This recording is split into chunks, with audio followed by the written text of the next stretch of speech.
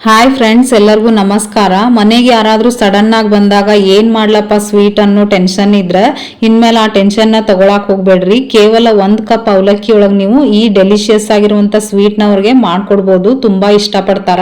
ಬನ್ನಿ ಯಾವ ರೀತಿ ಮಾಡ್ಬೇಕಂತೇಳಿ ತಿಳಿಸ್ಕೊಡ್ತಾನಂತ. ಮೊದ್ಲಿಗೆ ನಾನಿಲ್ಲಿ ಏನೆಲ್ಲ ಇಂಗ್ರೀಡಿಯೆಂಟ್ಸ್ ತಗೊಂಡನಂತ ನಿಮ್ಗೆ ಹೇಳ್ಬಿಡ್ತಾನಂತ.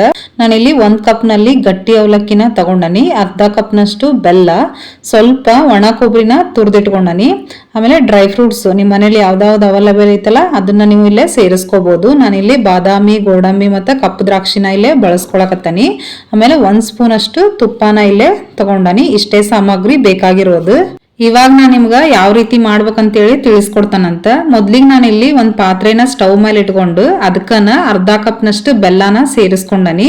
ಇದಕ್ಕ ಇವಾಗ ನಾವೇನ್ ಬೆಲ್ಲ ತಗೊಂಡಿದ್ವಲ್ಲ ಅದೇ ಕಪ್ಪಿನ ಅಳತಿ ಒಳಗ 1 ಕಪ್ನಷ್ಟು ನಾನಿಲ್ಲೇ ನೀರ್ನ ಇಲ್ಲೇ ಸೇರಿಸ್ಕೊಳಕತ್ತನಿ. ಬೆಲ್ಲ ನಿಮ್ಗೆ ಜಾಸ್ತಿ ಬೇಕಂದ್ರೆ ನೀವಿಲ್ಲೇ ಕ್ವಾಂಟಿಟಿನ ಜಾಸ್ತಿ ಮಾಡ್ಕೋಬಹುದು. ಆದ್ರೆ 1 ಕಪ್ ಅವಲಕ್ಕಿಗೆ ಅರ್ಧ ಕಪ್ ಬೆಲ್ಲ ಕರೆಕ್ಟ್ ಆಗ್ತತಿ. ಇವಾಗ ನಾವು ಇದನ್ನ 2 ರಿಂದ 3 ನಿಮಿಷ ಇದನ್ನ ಕುದಿಯೋದಕ್ಕೆ ಬಿಟ್ಬಿಡ್ಬೇಕು. ಅದೇನ್ ನಾವು ಬೆಲ್ಲ ಹಾಕಿದ್ವಲ್ಲ ಅದೆಲ್ಲ ಚೆನ್ನಾಗಿ ಕರಗಬೇಕು. ಅಲ್ಲಿವರೆಗೂ ನಾವ್ ಇದನ್ನ ಕುದಿಸ್ಬೇಕಾಕತಿ. ಇಲ್ಲಿ ಬೆಲ್ಲ ಕೂಡ ಇವಾಗ ಚೆನ್ನಾಗಿ ಕರಗೈತಿ.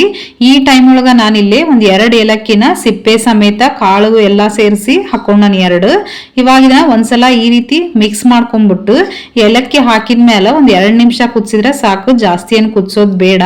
ಇವಾಗ ಸ್ಟವ್ ನ ಆಫ್ ಮಾಡ್ಕೊಂಡ್ಬಿಡ್ತಾನೆ. ಇಲ್ಲೇ ಈ ಬೆಲ್ಲದ ಪಾನಕನ ನಾವು ಒಂದು ಪ್ಲೇಟ್ ನ ಮುಚ್ಚಿ ಒಂದ್ 2 ನಿಮಿಷ ಇದನ್ನ ಎತ್ತಿಟ್ಬಿಡೋಣ. ಅಷ್ಟೊತ್ತಿಗೆ ನಾವು ಡ್ರೈ ಫ್ರೂಟ್ಸ್ ನೆಲ್ಲ ಫ್ರೈ ಮಾಡ್ಕೋಬಹುದು. ಇಲ್ಲೇ ಇವಾಗ ನಾನಿಲ್ಲಿ ಒಂದು ಪ್ಯಾನ್ ನ ಬಿಸಿ ಮಾಡೋದಕ್ಕೆ ಇಟ್ಟು 1 ಸ್ಪೂನ್ ಅಷ್ಟು ತುಪ್ಪನ ಇಲ್ಲೇ ಸೇರಿಸ್ಕೊಳಕತ್ತನಿ.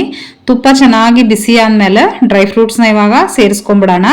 ನಾನಿಲ್ಲಿ ಫಸ್ಟ್ಗೆ ಬಾದಾಮಿನ ಸೇರಿಸ್ಕೊಳಕತ್ತನಿ, ಆಮೇಲೆ ಗೋಡಂಬಿ, ಇವೆರಡೂನು ಇವಾಗ ಮೊದ್ಲಿಗೆ ಚೆನ್ನಾಗಿ ಮೀಡಿಯಂ ಫ್ಲೇಮ್ ಒಳಗೆ ಇವನ್ನ ಹುರ್ಕೊಂಡ್ಬಿಡೋಣ. ಸ್ವಲ್ಪ ಇವು ಕ್ರಿಸ್ಪಿ ಆಗ್ಬೇಕು, ಅಲ್ಲಿವರೆಗೂ ಇವನ್ನ ಸ್ವಲ್ಪ ಫ್ರೈ ಮಾಡ್ಕೊಂಡ್ಬಿಡೋಣ. ಮನೇಲಿ ಏನು ಡ್ರೈ ಫ್ರೂಟ್ಸ್ ಇಲ್ಲ ಅಂತಂದ್ರ ಬರೀ ಶೇಂಗಾ ಕಾಳನ್ನು ಕೂಡ ನೀವು ಇದೇ ರೀತಿ ತುಪ್ಪದಲ್ಲಿ ಹುರಿದ್ಬಿಟ್ಟು ಸೇರಿಸ್ಕೊಂಡ್ರೆ ಅದು ಟೇಸ್ಟ್ ಚೆನ್ನಾಗಿರ್ತತಿ. ನಾನಿಲ್ಲಿ ಬಾದಾಮಿ ಮತ್ತು ಗೋಡಂಬಿನ ಸ್ವಲ್ಪ ಹುರ್ಕೊಂಡ್ ಆದ್ಮೇಲೆ ನಾವೇನ್ ಕಪ್ ದ್ರಾಕ್ಷಿ ತಗೊಂಡಿದ್ನಲ್ಲ ಅದನ್ನು ಇವಾಗ ಸೇರಿಸ್ಕೊಂಡು ಇದನ್ನು ಇವಾಗ ಸ್ವಲ್ಪ ಫ್ರೈ ಮಾಡ್ಕೊಂಡ್ಬಿಡ್ತಾನಿ. ದ್ರಾಕ್ಷಿನ ಲಾಸ್ಟ್ ಅಲ್ಲಿ ಹಾಕೋರಿ, ಇಲ್ಲ ಅಂತಂದ್ರೆ ಬೇಗ ಅದು ಕಪ್ಪಾಗ್ಬಿಡ್ತತಿ. ಇವಾಗ ಇದು ಚೆನ್ನಾಗಿ ಸ್ವಲ್ಪ ಫ್ರೈ ಮಾಡ್ಕೊಂಡಾದ್ಮೇಲೆ ಇದನ್ನ ಇವಾಗ ಒಂದು ಪ್ಲೇಟ್ ಒಳಗ ಎತ್ತಿಟ್ಕೊಂಡ್ಬಿಡೋಣ. ಇಲ್ಲಿ ನೀವು ಕಪ್ ದ್ರಾಕ್ಷಿನ ತಗೋಬೇಕಂತಿಲ್ಲ, ಯಾವ್ದಾಯ್ತು ಅದನ್ನ ನೀವು ತಗೋಬಹುದು. ಇವಾಗ ಅದೇ ಪ್ಯಾನ್ಗೆನ ನಾನಿಲ್ಲೇ ನಾವೇನ್ ಕೊಬ್ಬರಿ ತಗೊಂಡಿದ್ವಲ್ಲ ತುರಿದ್ಬಿಟ್ಟು ಒಣ ಕೊಬ್ಬರಿನ ಅದನ್ನು ಇವಾಗ ಸೇರಿಸ್ಕೊಳಕತ್ತ ನೋಡ್ರಿ. ಇದನ್ನು ಇವಾಗ ಸ್ವಲ್ಪ ಕಲರ್ ಚೇಂಜ್ ಆಗ್ಬೇಕು, ಅಲ್ಲಿವರೆಗೂ ನಾವ್ ಇದನ್ನ ಹುರ್ಕೊಂಡ್ಬಿಡೋಣ. ಒಂದ್ ವೇಳೆ ನಿಮ್ ಮನೆಯಲ್ಲಿ ಒಣ ಕೊಬ್ಬರಿ ಇಲ್ಲ ಅಂತಂದ್ರ ಹಸೆ ಕೊಬ್ಬರಿನ ನೀವು ಸ್ವಲ್ಪ ತುರಿದ್ಬಿಟ್ಟು ಜಾಸ್ತಿ ಕೆಂಪಗಾಗೋವರೆಗೂ ನೀವು ಹುರ್ಕೋಬೇಕಷ್ಟ, ಅದು ಚೆನ್ನಾಗಿರ್ತತಿ. ಇಲ್ಲೇ ಸ್ವಲ್ಪ ಕೊಬ್ಬರಿ ಕಲರ್ ಚೇಂಜ್ ಆಗೋವರೆಗೂ ಹುರ್ಕೊಂಡು ನಾನಿಲ್ಲಿ ಪ್ಲೇಟ್ಗೆ ಎತ್ತಿಟ್ಕೊಳತನಿ.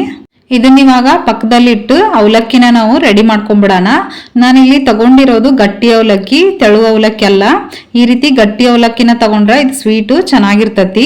ನಾನಿಲ್ಲಿ ಅವಲಕ್ಕಿನ ವಾಶ್ ಮಾಡದೆ ಯೂಸ್ ಮಾಡ್ತಿರೋದ್ರಿಂದ ನಾನಿಲ್ಲಿ ಒಂದು ಬಟ್ಟೆಗೆ ಇದನ್ನ ಹಾಕೊಂಡ್ಬಿಟ್ಟು ಇದನ್ನ ಚೆನ್ನಾಗಿ ಒಂದ್ಸಲ ನೀಟಾಗ ಒರೆಸ್ಕೊಂಡ್ಬಿಡ್ತಾನೆ. ಯಾಕಂದ್ರೆ ನಾವು ಈ ಅವಲಕ್ಕಿನ ನಾವು ತೊಳೆದು ಈ ಸ್ವೀಟ್ ಮಾಡಿದ್ರೆ ಟೇಸ್ಟ್ ಚೆನ್ನಾಗಾಗಲ್ಲ. ಆದ್ರಿಂದ ನಾವು ಈ ರೀತಿ ಸ್ವಲ್ಪ ಅದರಲ್ಲಿ ಡಸ್ಟ್ ಇರೋದ್ರಿಂದ ಈ ರೀತಿ ನಾವು ಒಂದ್ಸಲ ಕ್ಲೀನ್ ಮಾಡ್ಕೊಂಡು ಉಪಯೋಗಿಸ್ಕೊಳ್ಳೋದ್ರಿಂದ ಚೆನ್ನಾಗಿರ್ತದೆ ಅನ್ನೋದಕ್ಕಷ್ಟ. ಅವಲಕ್ಕಿನ ನಾವು ವಾಶ್ ಮಾಡಿ ಯೂಸ್ ಮಾಡೋದ್ರಿಂದ ಅವಲಕ್ಕಿ ನೀರಲ್ಲಿ ಚೆನ್ನಾಗಿ ನೆಂದ್ಬಿಟ್ಟು ಈ ಸ್ವೀಟ್ ಚೆನ್ನಾಗಾಗಲ್ಲ, ಜಾಸ್ತಿ ಸಾಫ್ಟ್ ಆಗಿ ಹಣ್ಣದ ತರ ಆಗ್ಬಿಡ್ತತಿ. ಆದ್ರಿಂದ ಈ ರೀತಿ ಮಾಡ್ಕೊಂಡ್ರೆ ಚಲೋ. ಇವಾಗ ನಾನು ಕ್ಲೀನ್ ಮಾಡ್ಕೊಂಡು ಇದನ್ನ ಇವಾಗ ಅದೇ ಕಪ್ಪಿಗೆ ತೆಗೆದಿಟ್ಕೊಳತ್ತ ನೋಡ್ರಿ. ಇವಾಗ ಇದನ್ನ ನಾನಿಲ್ಲೇ ಒರೆಸ್ಕೊಂಡು ಕ್ಲೀನ್ ಮಾಡಿಟ್ಟನಿ.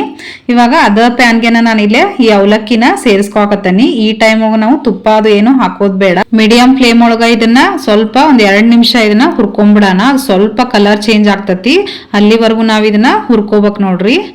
ನಾನಿಲ್ಲಿ ಇದನ್ನ ಸ್ವಲ್ಪ ಕಲರ್ ಚೇಂಜ್ ಆಗೈತಿ. ಇವಾಗ ಈವರೆಗೂ ನಾನಿಲ್ಲೇ ಹುರ್ಕೊಂಡನಿ, ನೀವು ನೋಡ್ತಿರ್ಬೋದು ಸ್ವಲ್ಪ ಕಲರ್ ಚೇಂಜ್ ಆದಂಗೆ ಕಾಣ್ಸಾಕತ್ತತಿ. ಇಲ್ಲೇ ಅವಲಕ್ಕಿನೂ ಅಷ್ಟ ಸ್ವಲ್ಪ ಕ್ರಿಸ್ಪಿ ಆಗಿರ್ತತಿ.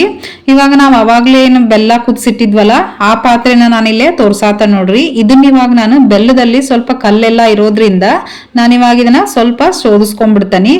ಟೀ ಸ್ಟ್ರೈನರ್ ಇರ್ತತಲ್ಲ ಅದ್ರೊಳಗೆ ಹಾಕೊಂಡು ಸೋದಿಸ್ಕೊಂಡನಿ.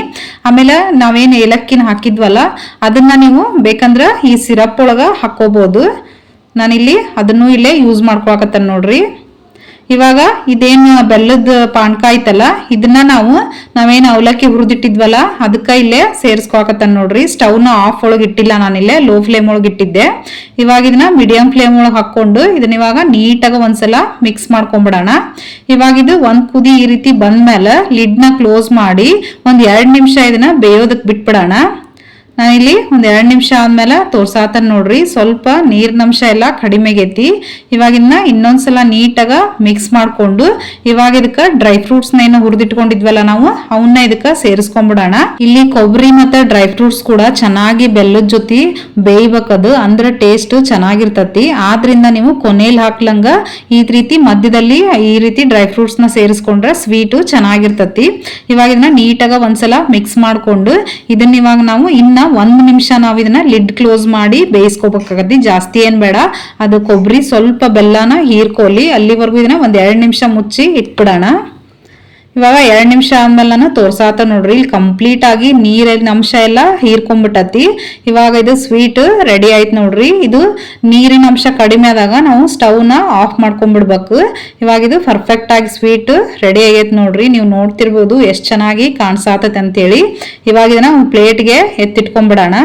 ಮನೆಗೆ ಯಾರಾದ್ರೂ ಸಡನ್ ಆಗಿ ಗೆಸ್ಟ್ಗಳು ಬಂದಾಗೆಲ್ಲ ನೀವು 5 ನಿಮಿಷದಲ್ಲೆಲ್ಲ ಇದನ್ನ ಪಟಾಪಟ್ ಅಂತ ಅವ್ರಿಗೆ ಮಾಡ್ಕೊಡ್ಬೋದು. ಇದು ಎಲ್ಲರಿಗೂ ಇಷ್ಟವಾಗುವಂತ ಸಿಹಿ ತಿಂಡಿ. ಇದು ದೊಡ್ಡವರಿಂದ ಚಿಕ್ಕ ಮಕ್ಕಳು ಕೂಡ ಇದನ್ನ ತುಂಬಾ ಇಷ್ಟಪಡ್ತಾರ.